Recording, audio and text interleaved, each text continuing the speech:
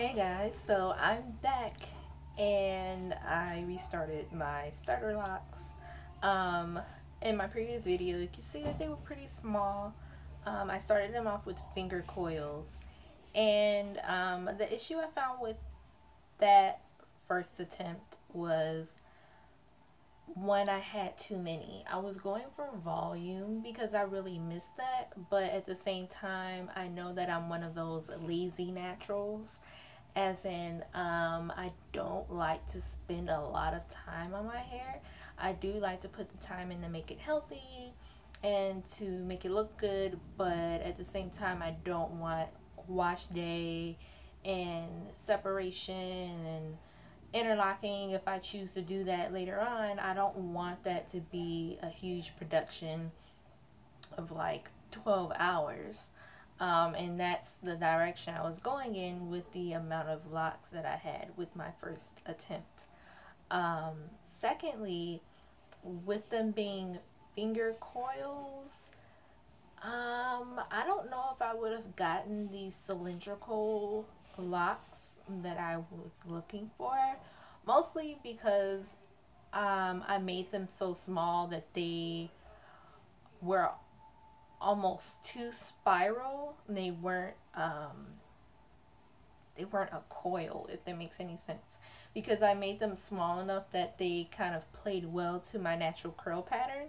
So they didn't form this perfect hollow cylinder that you usually would get with comb coils or larger finger coils.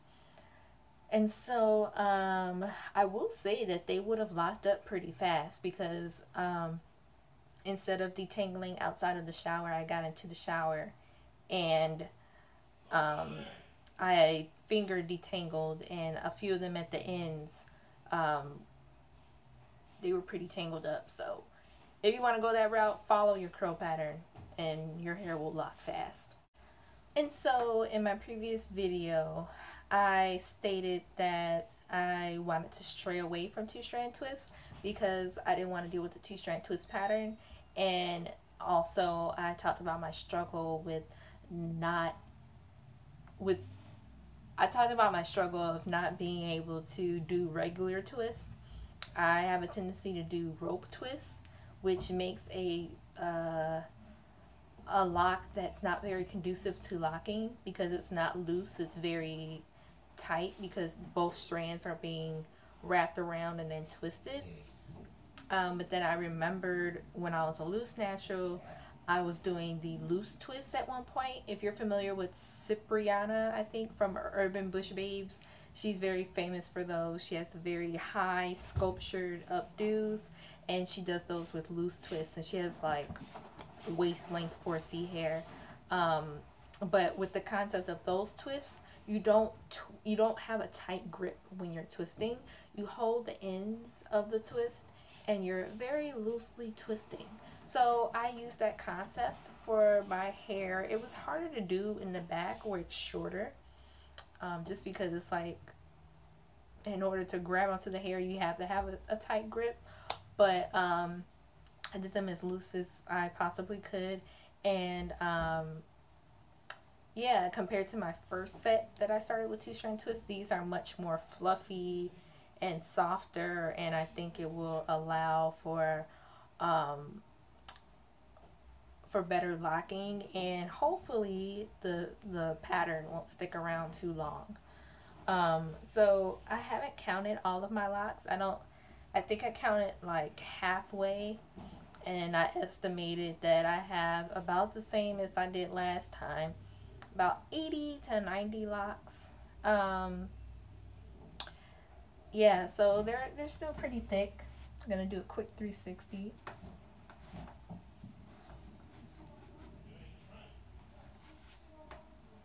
So yeah, so as I stated in my previous video, I had cut my hair into like a tapered style, and so it doesn't look too bad on this side, but this side I cut this little chunk right here too short. So I have some very short locks right here that are not equal with this side. So I still actually have a huge fluff of my shed hair when I combed out my locks. I'm going to try to use that to extend these twists so that they're the same length as the ones on the other side. I attempted already, but when I shampooed the hair, it all like came together, and I was thinking like, that's stupid. Why did I do that? So it's kind of tangled up. So I'm gonna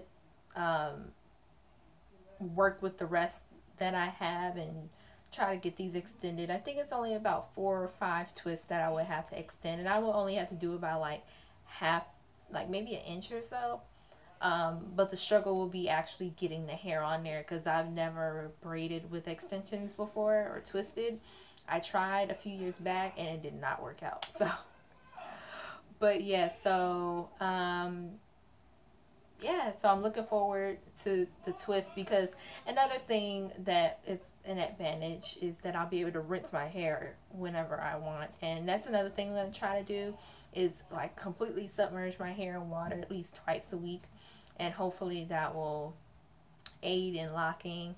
And yes, so I think I'll also put up a video on my regimen, because my scalp is very buildup prone, and I have to use medicated shampoo, and I can't go a whole month without washing, which seems to be really common in the Loc community. A lot of people don't wash their hair that often. And so, and I know there are more people like me out there that, have sensitive scalps, and they can't exactly follow what other people do. So I'll be putting up a video about that.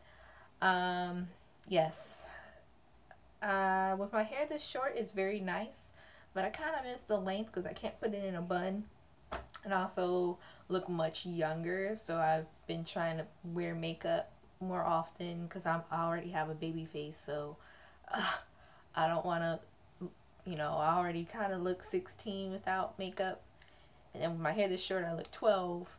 So maybe with the makeup, maybe I look 20, hopefully, which is still much younger than what I am. So, yeah, so look out for more updates and more videos. I'll also put up a video on how to avoid buildup.